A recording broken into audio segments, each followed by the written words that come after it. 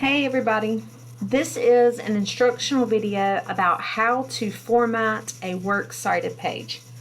So the first thing I want you to do is get out your Little Seagull handbook, and I want you to turn to page 139.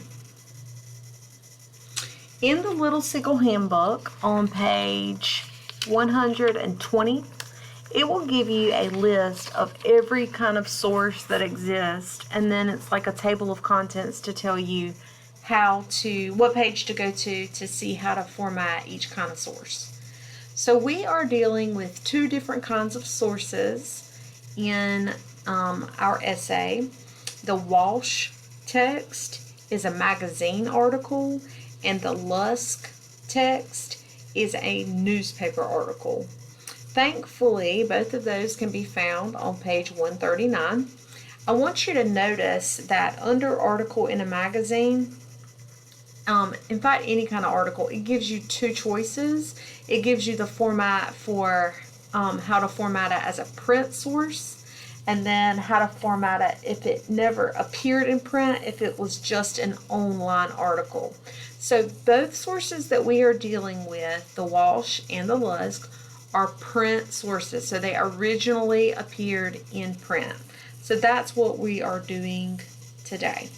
So I've got my little picture posted because I want you to see what I'm looking at as I format these. Okay, so the first thing I'm going to do, I'm going to get the formatting out of the way, and then I'm going to show you how to actually format the works cited page. So we're just going to format the sources first. Okay, so I'm going to come down here, and I'm working with an article in a magazine, and I need to follow all these directions very precisely. Okay, the first piece of information that MLA wants me to put is the author's last name, comma, and then the first name. Okay, notice it even tells me right here that it wants a period. Okay, so every single detail is really important. Then it tells me it wants quotation marks and the title of the article inside those quotation marks. Okay, notice it wants a period and then the closing quotation marks. So I'm going to do exactly what it's asking me to do. The next piece of information I ask for is the name of the magazine in italics. So I am going to italicize the name of the magazine, which is Time. After the name of the magazine, it prompts me to put a comma before I put the date. Comma, and then the date. Guys, I forgot the date, so let me go back real quick. August 31st, 2009. Let me go back. So remember, in MLA, we write our dates funky, okay? We write the date first, then the month. You are going to abbreviate with a period, and then the year. All right, so just a word about abbreviations. Listen up.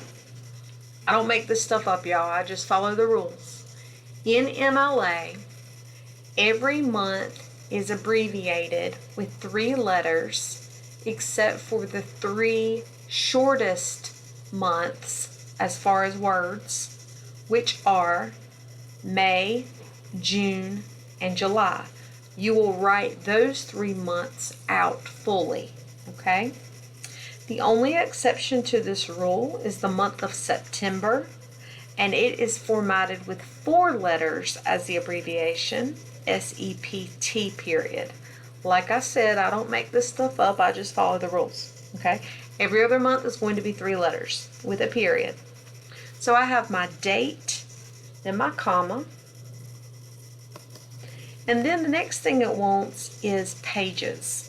So if I look at my example down here, does everybody see where it says lowercase pp period 26 plus? Now there's a reason why they're doing that. PP means multiple pages. Okay? If everything appeared on one page, it would just be a lowercase p.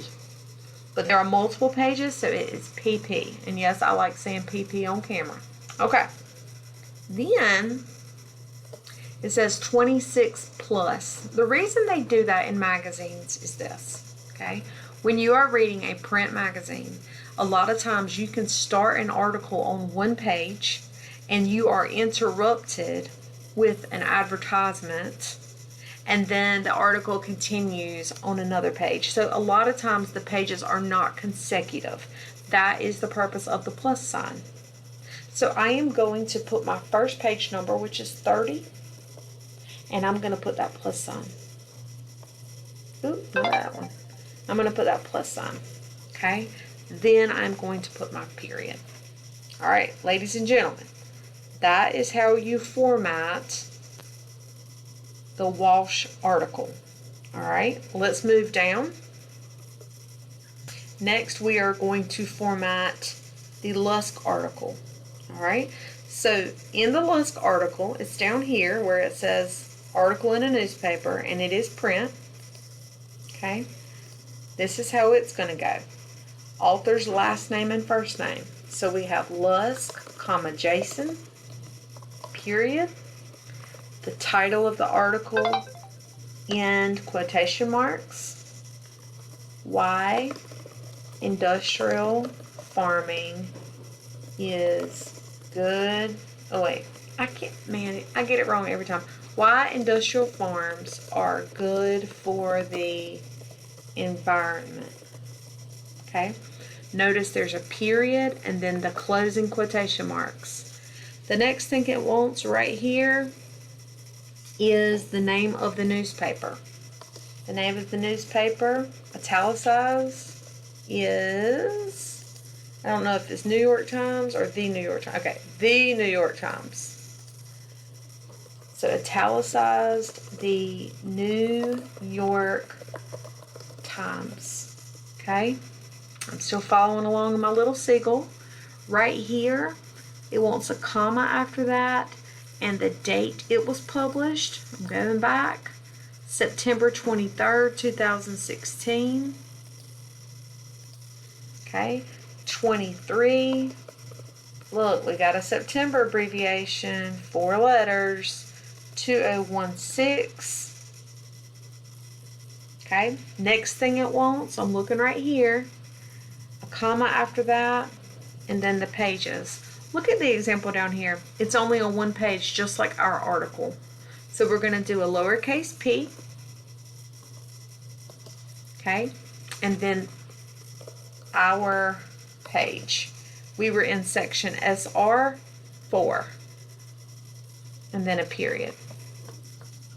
So I know I did that a little bit fast, and when you do this on your own and for the rest of the semester, you may find that it takes you a little while, and that's normal.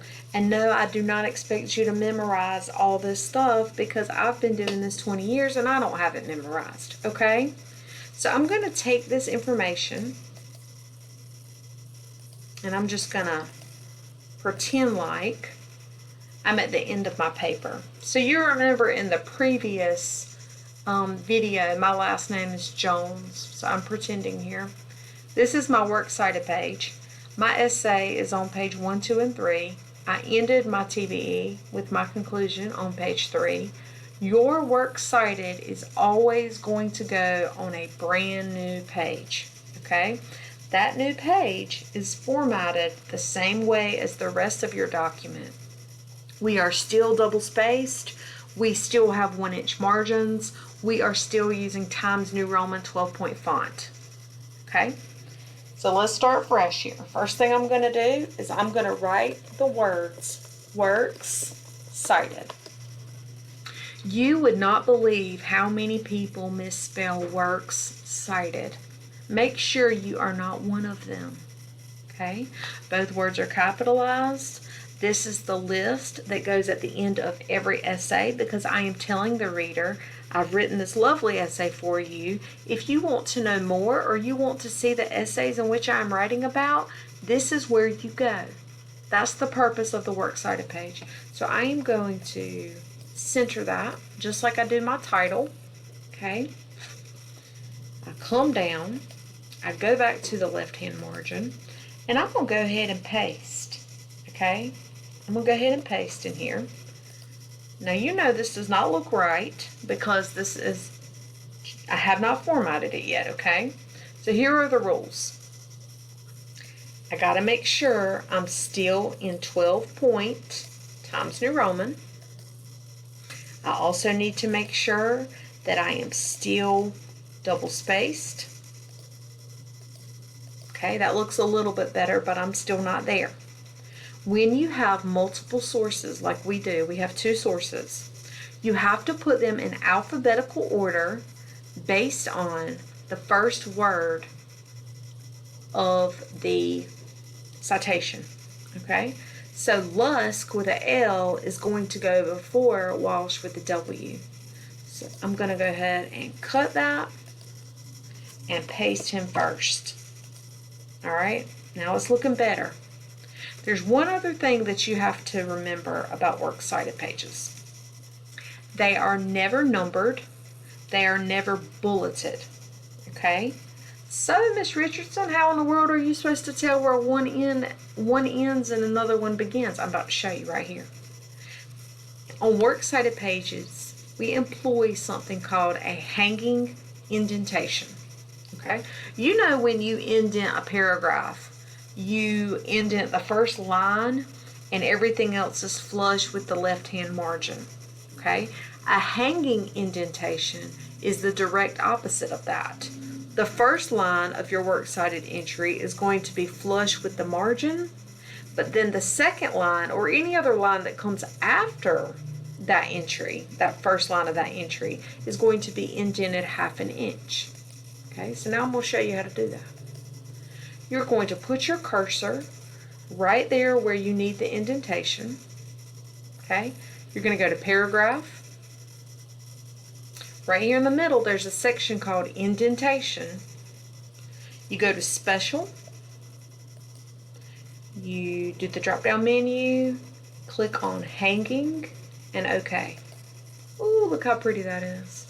Okay, so now it is obvious where Lusk ends and where Walsh begins. Now we don't have to worry about that hanging indentation for Walsh because his bibliographic information only takes up one line. Okay, if it came down here and there was more to it, blah, blah, blah, blah, blah, this would also have a hanging indentation. Okay, but we don't have to worry about that.